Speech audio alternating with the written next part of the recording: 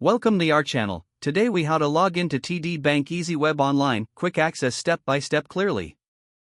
Open your web browser. In the address bar, type in the URL for TD Bank's EasyWeb online banking. Press the enter key on your keyboard. You will be directed to the TD Bank EasyWeb homepage. Look for the login button. Click on the login button. A new page will load, prompting you for your credentials. Enter your access card number or username in the provided field. Next, enter your password in the designated area.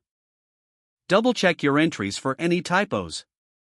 If you want to stay logged in on that device, check the Remember Me box. Once everything is entered correctly, click on the Login button.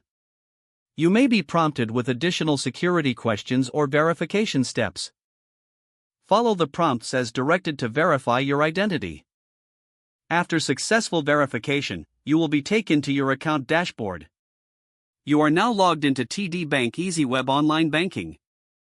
If the page does not load, refresh the browser or try again in a private or incognito window. Make sure you are using the correct email address, then retype it carefully to avoid small typos. If your password is not accepted, use the reset option and create a new strong password you can remember. Check your spam folder for verification or security emails, then complete any requested confirmation steps. Enable two-factor authentication if available to improve account security and reduce unauthorized access risk.